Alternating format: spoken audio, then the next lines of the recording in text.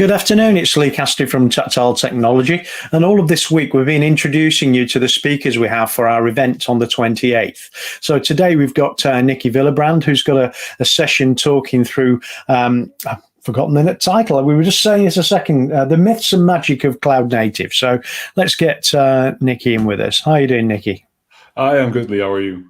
Yeah, not too bad. So can you tell our viewers a little bit about yourself, your background, and then tell us a little bit about what you're going to talk about next week in your session? Sure thing. So hello, everyone. My name is Nicky. I'm a director at Optic. I'm going to be talking about the myths and magic of cloud native. My background is actually in sales. I never used to be a techie, but I have to say, going into more and more conversation with people, I really fell in love with what I was talking about, and I wanted to know more of it. And from that point onwards, I took my entire career into a different direction and went into the really technical bits. I've done cloud engineering for very large customers. I've done cloud architecture. I've been cloud native. I've done very much legacy systems and moving between each other.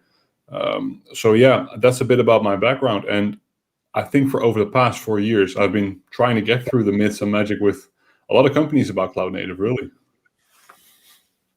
I think there's a lot of organizations out there see it as the nirvana. If they can move to cloud native, it gives them a lot of flexibility in what they can achieve, but also it moves them towards a more agile development platform so they can quite quickly build out services using microservices and things. So speaking to the customers you've spoken to recently, what are the key aspects that cloud native they see as a benefit?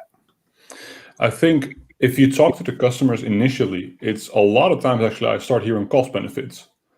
So being able to scale down to zero, only paying for requests, having background jobs being really cheap. If I talk to customers initially, that's normally what I'll get back. And it changes across the project a lot of times as well. So just to give a bit of an introduction as to why I know this is because I do both the development myself and also do a lot of the background. And a lot of times as I'm leading towards more of the architecture role, I'll also help with cost calculations and reducing them, bolstering the security.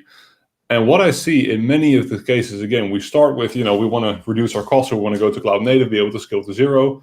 And then when you start to introduce all these topics properly, like CI/CD, which is for some customers, that's still, not a territory that I've even gone into, which I actually see as a proper prerequisite of going into that space at all. And you start explaining them what kind of benefit it brings to actually have your application in a Docker file and explaining what it looks like and not giving them access to change it, just have to redeploy.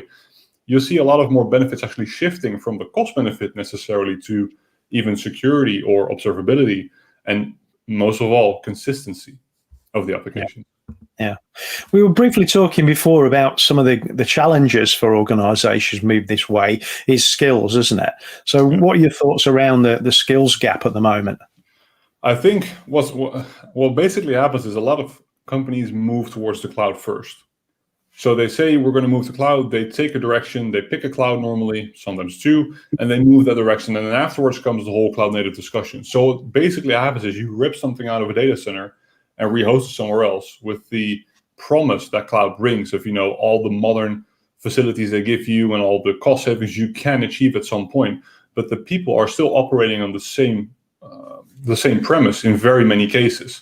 So either they need supplemental help from maybe a cloud engineering company, or they teach themselves the fundamentals of working with cloud networks and how, for instance, the AWS console works and identity access management there. So that you're already getting into quite a steep learning curve there.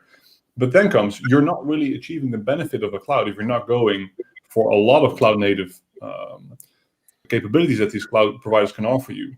And that is a key problem, because what will happen is they move their environments with essentially the same with now a new cloud setup.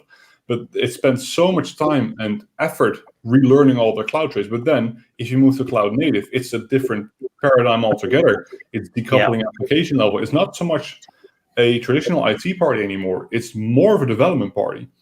And I think there's a bit of a realization missing here that moving to a cloud will bring you to cloud native, because that's not right at all.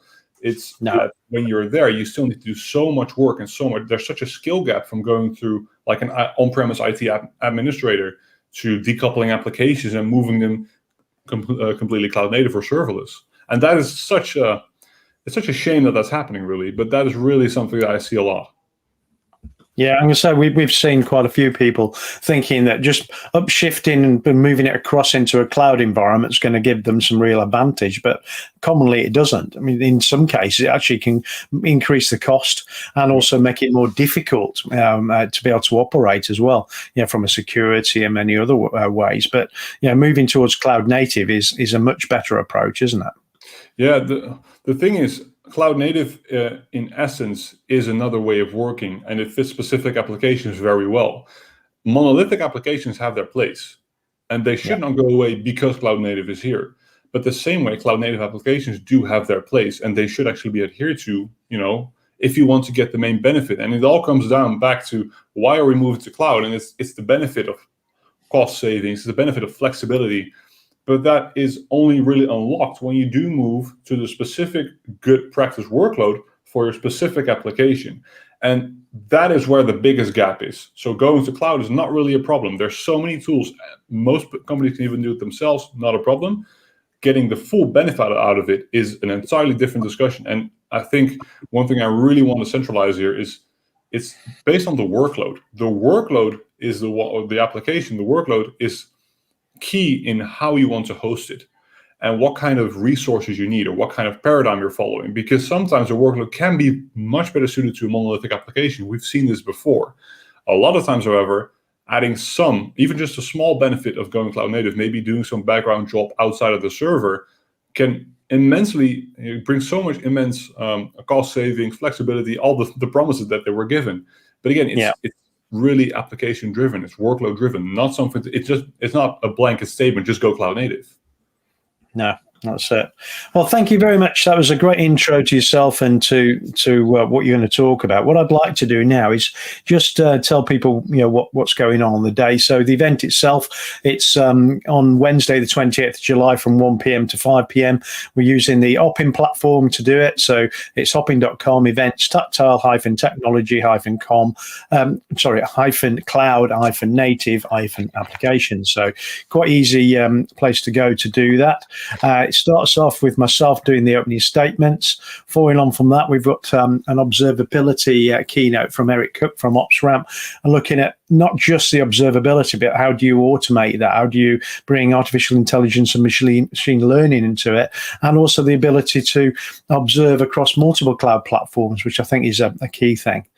We've also got Ross Cooper-Smith and myself talking about using SQL Server in a container, because if you're moving forward and you may end up with a SQL database that needs to be available because you can't do it any other way, run it in a container with either persistent volumes or direct access to SMB shares is another way of doing that. We've got yourself, Nicky Willebrand, then talking about the myths and magic of cloud native at 1:45 to 2:15, and then we're going to have a networking breakout session, so everybody gets 15 minutes to meet up with some of their peers and have a chat. Following on from that, we've got Eric Jan-Fransen, who's going to talk the power and challenges of cloud native, and coming from a very long history of working in this space, and also what he's done while he's been working at both HPE and then later on at Diamante. We've then got Ross Cooper-Smith again, who's going to talk about creating a private cloud, because not everybody has to use public cloud. There might be situations where a private cloud is more appropriate for the organization. We then got another further breakout networking session.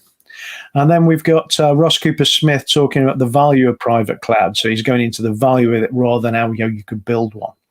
And then finally, we've got a panel discussion. We've got all our speakers talking about hybrid cloud, fact or fiction. So talking through some of the challenges like we've just briefly spoke about. We're all going to be around people, resources, skills, experience. But also, if you're looking across hybrid environments, that brings other challenges as well. So we're going to cover that. And then finally, our closing statements at 4:45 to 5 p.m. But we're going to leave the platform open for another hour further networking if anybody wants to meet up with their peers again afterwards.